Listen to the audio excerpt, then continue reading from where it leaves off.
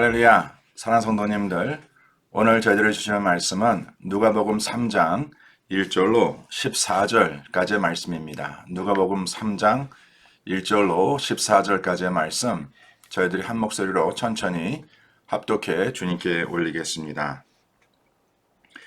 디베레오 황제가 통치한 지 15해, 곧 본디오 빌라도가 유다의 총독으로, 헤롯이 갈릴리 본분 왕으로, 그 동생 빌립이 이두레와 드로라닛 지방의 본분 왕으로, 루사니아가 아빌레네의 본분 왕으로, 안나스와 가야바가 대제사장으로 있을 때에 하나님의 말씀이 빈들에서 사가랴의 아들 요한에게 임한지라. 요한이 요단강 북은 각처에 와서 죄의 사함을 받게 하는 회개의 세례를 전파하니, 선지자 이사야의 책에 쓴 바 광야에서 외치는 자의 소리가 있어 이르되, 너희는 주의 길을 준비하라. 그의 오실 길을 곧게 하라. 모든 골짜기가 메어지고 모든 산과 작은 산이 낮아지고 굽은 것이 곧아지고 험한 길이 평탄하여질 것이요 모든 육체가 하나님의 구원하심을 보리라 함과 같으니라. 요한이 세례 받으러 나오는 무리에게 이르되, 독사의 자식들아, 누가 너에게 일러 장차올 진노를 피하라 하더냐. 그러므로 회개에 합당한 열매를 맺고 속으로 아브라함이 우리 조상이라 말하지 말라. 내가 너에게 이르노니 하나님이 능히 이 돌들로도 아브라함의 자손이 되게 하시리라. 이미 도끼가 나무 뿌리에 놓였으니 좋은 열매 맺지 아니하는 나무마다 찍혀 불에 던져지리라. 무리가 물어 이르되, 그러면 우리가 무엇을 하리이까? 대답하여 이르되, 옷 2벌 있는 자는 옷 없는 자에게 나눠줄 것이요 먹을 것이 있는 자도 그렇게 할 것이라고 하고, 세리들도 세리를 받고자 하여 와서 이르되, 선생이여 우리는 무엇을 하리이까 하매, 이르되 부과된 것 외에는 거두지 말라 하고, 군인들도 물어 이르되 우리는 무엇을 하리이까 하매, 이르되 사람에게서 강탈하지 말며 거짓으로 고발하지 말고 받은 급료를 족한 줄로 알라 하니라. 아멘. 하나님께서 저희들이 주신 귀한 말씀입니다. 오늘 본문 말씀과 함께 주어진 그 말씀의 제목은 회개에 합당한 열매를 맺으라 라고 기록되어 있습니다. 한번 성도님들 절 따르시기 바랍니다. 회개에 합당한 열매를 맺으라. 아멘. 예. 자, 오늘 이 본문 1절과 2절 말씀의 내용을 보시면 당시 시대적으로 또한 정치적으로 또한 종교적인 그 배경을 그리고 있는 그 내용이 기록되어 있는데, 왜 누가는 오늘 이 말씀을 기록하면서 당시 누가 어느 곳에서 어떻게 그 백성을 통치하고 있었는가라는 그 내용을 기록했을까? 네. 자, 그 이유가 물론 여러 가지 있겠지만 아마도 오늘 본문에 기록된 그 내용의 배경을 좀 설명하고자 그러한 내용을 역사적인 기록을 남겨놓지 않았을까라는 생각을 하게 됩니다. 자, 이러한 때는 어떤 때였습니까? 바로 이제 세례 요한의 공식적인 사역을 이제 소개하고 있으면서 하나님의 그 말씀의 증거자라고 세움받은 바로 세례 요한의 그 사역할 그 당시 그때는 격동의 시기였다. 또한 혼탁하고 혼돈한 시기였다. 또한 불의의 시기였다라는 것을 저희들에게 말씀해 주고 있습니다. 한마디로 요약한다면 바로 암흑의 시기였습니다. 우리가 그러한 시대적인 배경을 또 어떻게 알 수 있냐면, 한 가지 오늘 그 말씀 10절로 14절까지의 그 말씀을 매일 성경에서는 그 단락을 참된 회개라라고 기록되어 있는데, 잠시 후에 그것을 보겠지만, 지금 그곳에 나오는 그 무리들, 또한 세리들, 또한 군인들, 자, 그들에 대하여 세례 요한이 뭐라고 선포합니까? 바로 너희들의 그 불의를 하나님 앞에 온전히 다 내려놓으라 라고 지금 말씀하고 있는 것입니다. 이렇게 적지 않은 그 무리들과 또 세리들과 군인들과 또 이 정치하는 자들, 이 모든 자들 가운데에 그들의 삶을 통해서 보여주었던 이러한 불의와 또 이러한 그 어두운 그러한 삶의 모습이 바로 세례 요한이 사역을 시작했을 때의 그 배경인 것을 저희들이 볼 수 있습니다. 자, 이러한 혼탁하고 위기적인 상황 가운데에 하나님의 말씀이 세례 요한에게 임한 것이고, 또한 이 시간 이 시대를 살아가는 우리들에게도 하나님의 말씀이 임하고 있다라고 믿습니다. 자, 오늘 본문 2절 후반부에 보시면 세례 요한에게 임한 하나님의 그 말씀을 이렇게 묘사하고 있습니다. 자, 2절 말씀 다 같이 봅니다. 안나스와 가야바가 대제사장으로 있을 때에 하나님의 말씀이 빈들에서 사가랴의 아들 요한에게 임한지라. 자, 우리 사랑하는 성도님들, 하나님의 말씀이 성전에서 대제사장으로 사역을 하던 그 두 사람의 그 이름을 기록하면서 바로 하나님의 말씀이 그들에게 임한 것이 아니라 바로 빈들에서 사가랴의 아들 요한에게 임했다라고 기록되어 있습니다. 여기서 저희들 한 가지 적용 포인트 찾기를 원하는데, 과연 사랑하는 성도님들, 하나님의 말씀이 지금 이 때에 어디에 임하고 있다라고 생각하십니까? 아마 저와 성도님들이 예상치 못한 곳에 지금 하나님의 말씀이 임하고 있다라는 것을 우리는 깨달아야 합니다. 하느님께서는요, 우리 삶의 모든 영역에서 우리가 어제도 잠깐 그 마리아가 그의 아들 예수를 찾는 그런 모습을 보았는데, 예수님께서 그 어머니 마리아에게 어찌하여 나를 찾으시나이까? 라는 그 질문을 던지면서 지금 이 시간에 저와 성도님들도 지금 하나님의 말씀을 찾고 계신다면 과연 나는 그 말씀을 어디서 발견하고 있는가? 네. 그 말씀이 내 삶의 빈들에서 임하고 있다는 것, 그 내용이 무엇을 의미하고 있는지 한번 오늘 말씀을 묵상하시면서 우리 각자에게 적용해 보셨으면 합니다. 그래서 지금 빈들에서 사가랴의 아들 요한에게 이 말씀이 있다는 것을 저희들이 보여주시면서 그 요한이라는 이름, 바로 하나님의 은혜를 입은 자라는 것을 우리들에게 그대로 나타내 주고 있는 것을 볼 수 있습니다. 하나님의 은혜를 입은 자는 바로 하나님의 말씀이 임한 자이다라고 선포하고 있습니다. 자, 좀 더 구체적으로 그렇다면 지금 세례 요한에게 임한 하나님의 그 말씀이 무엇이었는가를 성경이 이렇게 소개하고 있습니다. 오늘 본문 3절 말씀에 보니까 지금 세례 요한에게 임한 하나님의 그 말씀은 죄 사함을 받게 하는 회개의 세례라고 기록되어 있습니다. 바로 죄 사함을 받게 하는 회개의 세례를 전파하는 것. 자, 이미 저희들 함께 그 묵상한 말씀의 내용이지만 세례 요한은 하나님의 말씀대로 태어난 아들이었습니다.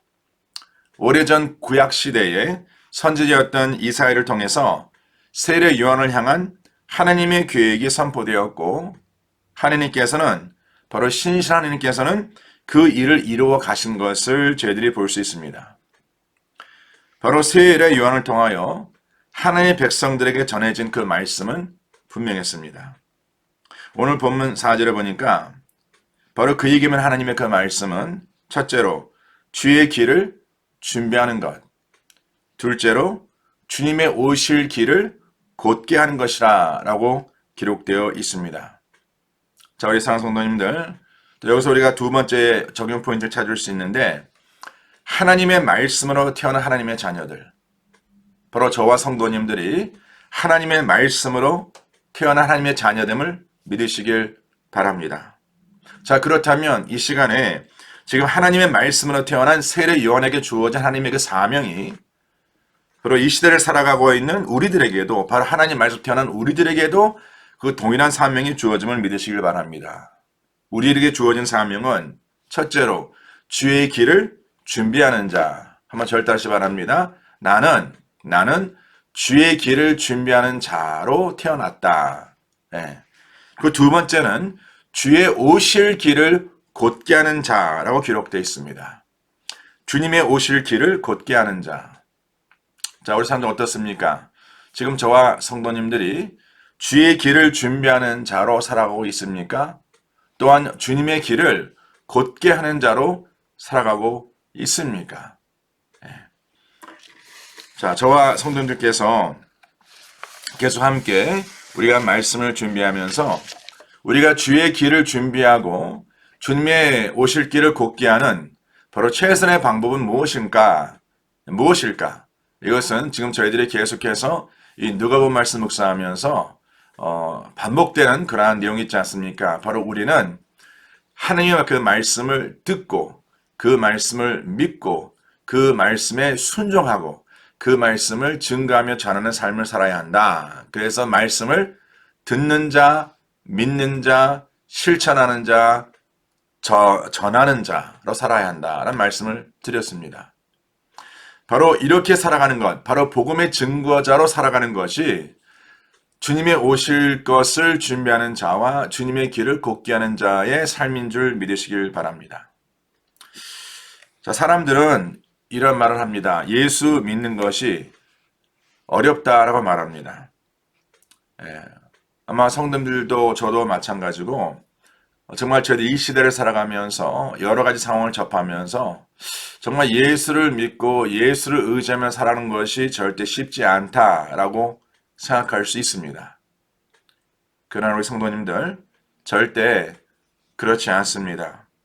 오히려 예수 그리스도를 믿지 아니하고 우리가 세상을 믿고 세상을 의지하며 살아가는 것이 예수를 믿고 살아가는 것보다 훨씬 어렵습니다. 왠지 아십니까?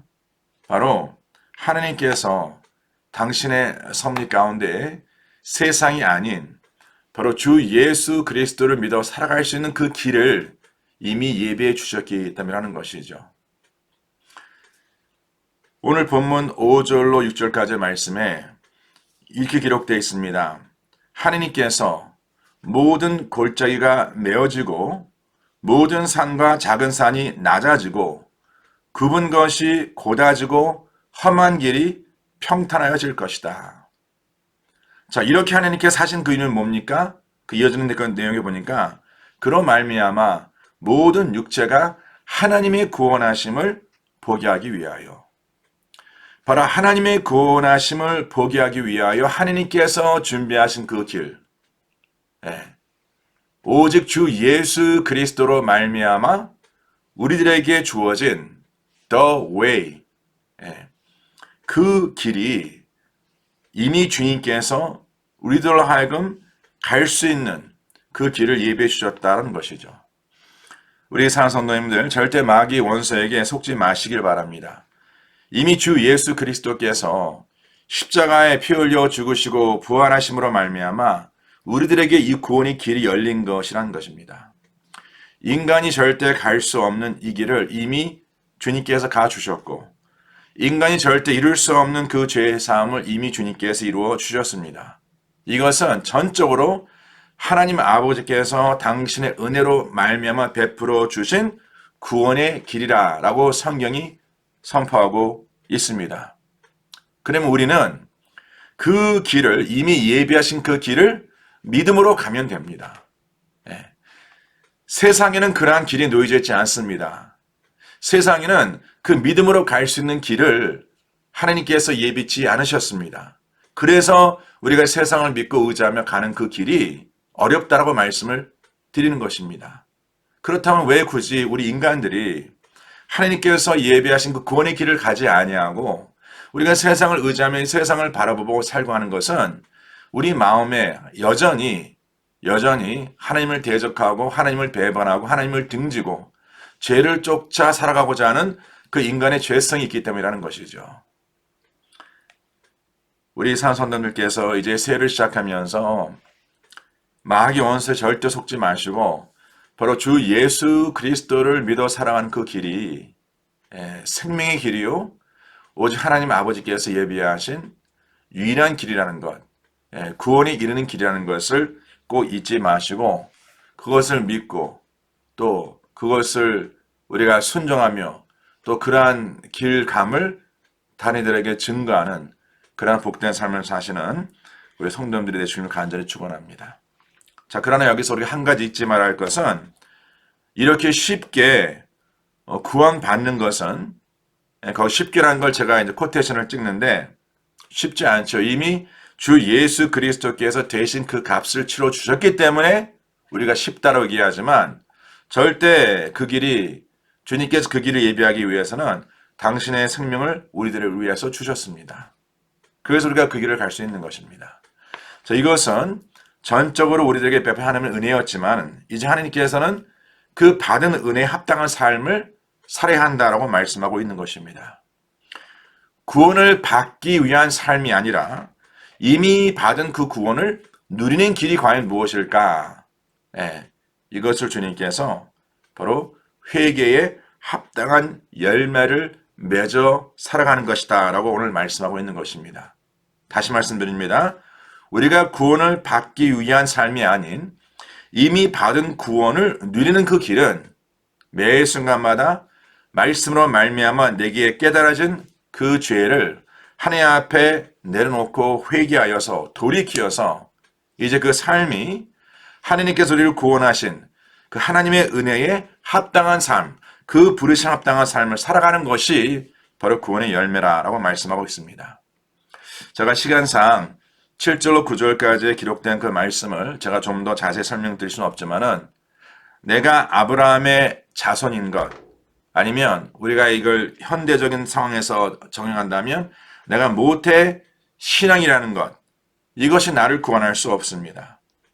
또한 내가 어떠한 위치에 있던 내가 세상의 어떠한 부와 명예를 누리건 내가 다른 사람들에게 선하다라고 인정을 받던 그 모든 것이 절대 구원의 조건이 될 수 없다는 것이죠.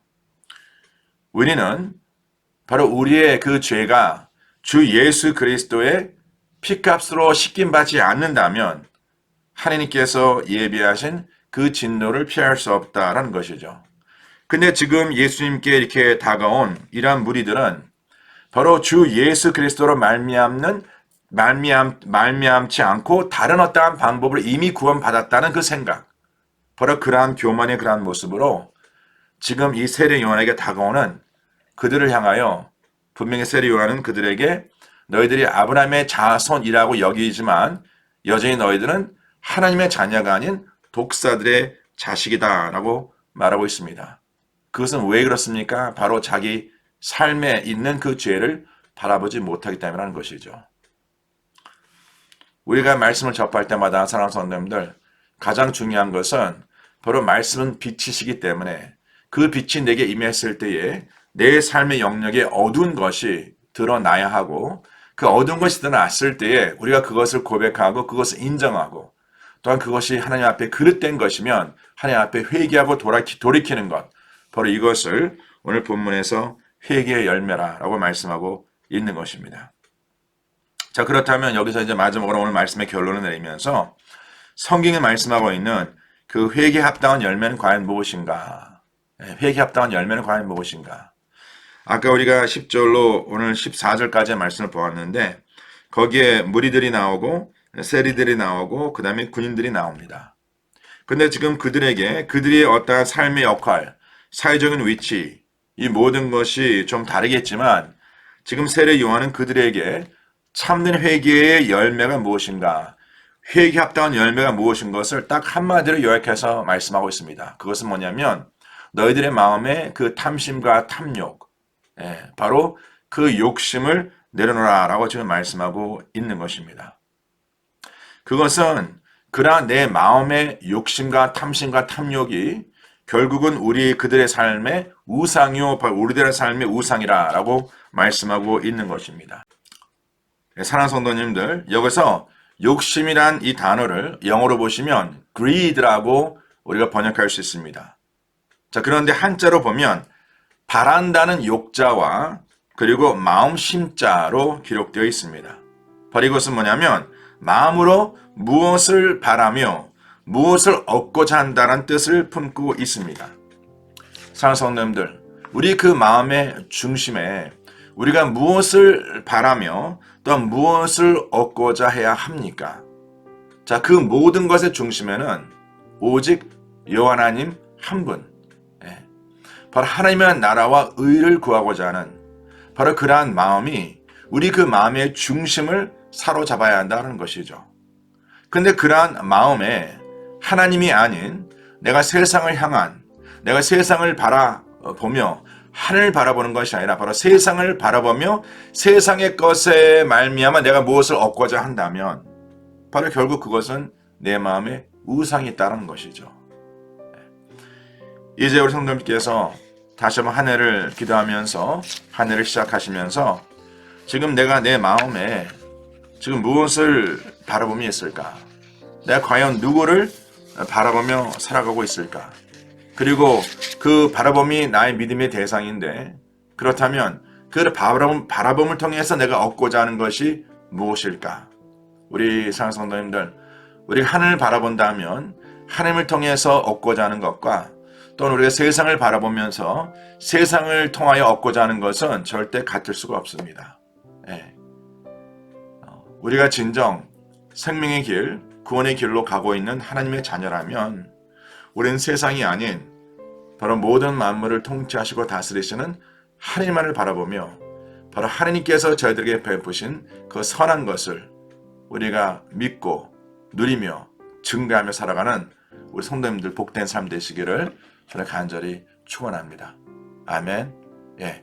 이제 저희들이 내일 금요일까지 지금 계속 이어지는 우리 새벽 연합 예배가 준비되고 있는데 성도님들 그 마지막 순간까지 꼭 잊지 마시고 우리가 새벽에 함께 하나님의 말씀과 또 기도와 찬양으로 우리가 하루를 시작하고 또 우리가 이번 한 해를 시작하는 그런 복된 시간 되시기를 저는 간절히 축원합니다. 또 우리 교구장님들 또 우리 셀리더, 셀원들에게 서로 연락해서 우리가 함께 같은 장소에 모여 예배를 드릴 수 없지만 한 같은 시간에 우리가 주님 앞에 예배하고 또 함께 기도하는, 함께 중보하는 그런 복된 시간을 통해서 오늘 주신 말씀과 같이 매 순간마다 우리가 귀한 열매를 맺어 살아가는 우리 손된 삶이 되시기를 저는 간절히 축원합니다. 항상 이를 위해서 정말 여러 지체를 위해서 중보하시고 또 항상 여러 지체를 위해서 함께 기도해 주시는 우리 귀한 성도님들 진심으로 감사드리고 또 우리 교회 여러 곳에서 여러 모양으로 섬기시는 모든 분들께 이 자리를 비롯해서 제가 진심으로 감사 말씀 드립니다. 할렐루야. 네, 기도합니다. 하나님 아버지, 이번 2021년 신년을 시작하면서 매일 주시는 누가복음 말씀을 통하여 주 예수 그리스도의 구원하심의 그 은혜가 무엇임을 깨닫고 우리를 향한 하나님의 그 사랑의 깊이를 깨닫게 하심을 진심으로 감사합니다. 이 시간에 다시 한번 우리가 무엇을, 누구를 바라보며 살아가는지, 우리의 삶에 참된 믿음의 대상이 과연 누구인지 우리 자신들이 재점검케 하시고 오직 주 예수 그리스도를 믿어 영생에 이르는 우리 모든 성도님들 또한 그 영생의 삶을 살아가고 그 영생의 삶을 증거하는 하나님의 그 복음의 증거자로 살아갈 수 있는 귀한 복을 허락하여 주시옵소서. 우리 마음에 탐심, 탐욕, 욕심이 있다면 아버지 하나님 그것이 우상임을 깨달아 그것을 저희들의 마음에 제거하고 오직 주의 능력으로 하나님의 은혜로 살고자 결단할 수 있는 복된 시간 되게 하여 주시옵소서. 아버지 매일 여러 지체의 어려움을 위해서 항상 기도하고 중보하는 우리 귀한 종들 기름 부어주시고 또 저희들이 주 앞에 드려지는 그 모든 기도가 하나 병답될 수 있도록 주님께 장손들로 축복하여 주시옵고 이 시간도 각 가정들 여러가지 힘든 어려운 기도 제목이 있는데 아버지 하나님께서 꼭 기억하여 주셔서 하나님의 그 베푸심 공급하심을 통하여 살아갈 수 있는 귀한 삶 될 수 있도록 주님께서 역사하여 주시옵소서. 주님 감사드리며 이 모든 말씀 우리 주 예수 그리스도 이름 받들어 간절히 기도드려 싸움나이다. 지금은 우리 주 예수 그리스도의 은혜와 하나님 아버지 온전하신 사랑과 성령님의 역사하심이 회개에 합당한 열매를 맺고자 마음에 결단한 죄에 사는 모든 것을 삶 속에 지금부터 영원토록 함께 할지어다. 아멘.